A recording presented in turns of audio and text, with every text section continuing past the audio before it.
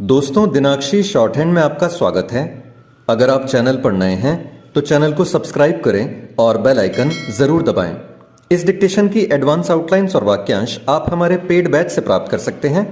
हमारे paid batch में आपको प्रतिदिन सभी डिक्टेशंस की एडवांस आउटलाइंस और वाक्यांश दिए जाते हैं और कुछ ऐसी डिक्टेशंस जो केवल पेड मेंबर्स को ही प्राप्त होती हैं। हमारे पेड बैच को ज्वाइन करने के लिए और बैच के बारे में संपूर्ण जानकारी प्राप्त करने के लिए आप डिस्क्रिप्शन बॉक्स में दिए गए मोबाइल नंबर पर व्हाट्सएप कर सकते हैं। इस डिक्टेशन की डेमो आउटलाइंस आप हमारे टेलीग्राम ग्रुप से प्राप्त कर सकते हैं। तो चलिए डिक्टेशन को स्टार्ट करते हैं। डिक्टेशन 5 सेकंड बाद स्टार्ट होगी। Ready, start. अपने नागरिकों पर आतंकी संगठन हमास के बर्बर हमले के बाद इजराइल जो जवाबी कार्रवाई कर रहा है, उसके चलते पश्चिम एशिया में तनाव बढ़ रहा है। तो इसी कारण कि इस कार्रवाई के चलते गाजा में आम लोगों को भी जान गंवानी पड़ रही है। निसंदेह इजराइल को इसका अधिकार है कि वह गाजा में हमास के ठिकानों को ध्वस्त करे और उसके आतंकियों का सफाया करे, लेकिन ऐसा करते हुए उसे यह देखना होगा कि आम लोगों को जान माल का नुकसान न उठाना पड़े। इजराइल की जवाबी कार्रवाई से गाजा में जो गंभीर मानवीय संकट पैदा हो गया है, उसकी न तो इस्लामी जगत अनदेखी कर सकता है और न ही शेष विश्व। यह सही है कि गाजा के आम लोग इजराइल की सैन्य कार्रवाई का निशाना इसलिए बन रहे हैं क्योंकि हमास यहाँ के लोगों को सुरक्षित ठिकानों में जाने से जबरन रोक रहा है। लेकिन एक राष्ट्र होने के नाते इजराइल को इसका ध्यान रखना होगा कि हमास की करतूतों की सजा गाजा के नागरिकों को न मिले।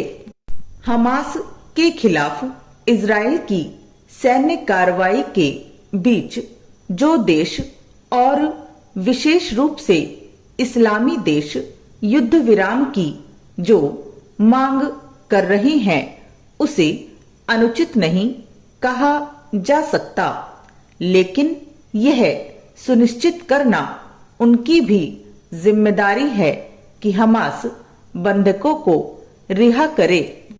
आखिर क्या कारण है कि हमास की सहायता करने और उसके नेताओं को संरक्षण देने वाले देश उस पर इसके लिए दबाव नहीं बना रहे हैं कि वह बंधकों को तत्काल छोड़े। ऐसे देशों को हमास की पैरवी करने और उसके हमले को जायज ठहराने से भी बाज आना चाहिए, क्योंकि यह आतंकी संगठन इजराइल के अस्तित्व को मिटाने पर आमादा है।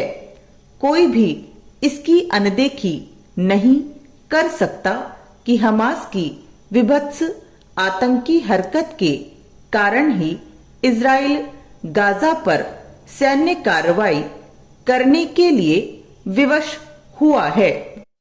हमास ने इजरायली लोगों के खिलाफ अपनी बर्बरता से एक तरह से जानबूझकर गाजा के लोगों को संकट के मुहाने पर खड़े करने का काम किया है।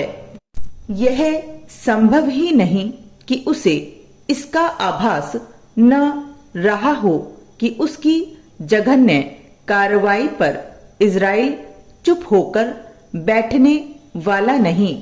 इजराइल के साथ खड़े पश्चिमी देशों और फिलिस्तीनियों के हितों की आवाज उठा रहे देशों को समस्या के किसी सार्वमान्य समाधान की ओर बढ़ना चाहिए।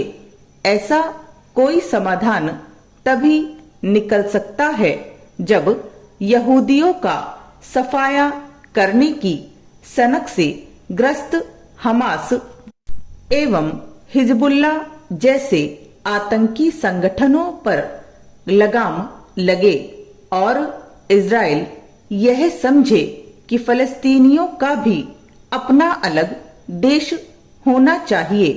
यह अच्छा हुआ कि भारत ने जहां हमास की हरकत को आतंकी हमला करार देने में संकोच नहीं किया, वहीं फलस्तीनियों के पक्ष में आवाज उठाई और उन्हें मदद भी भेजी। उचित यह होगा कि वह पश्चिमी देशों और इस्लामी जगत के बीच कोई समझबूझ कायम करने के लिए सक्रिय हो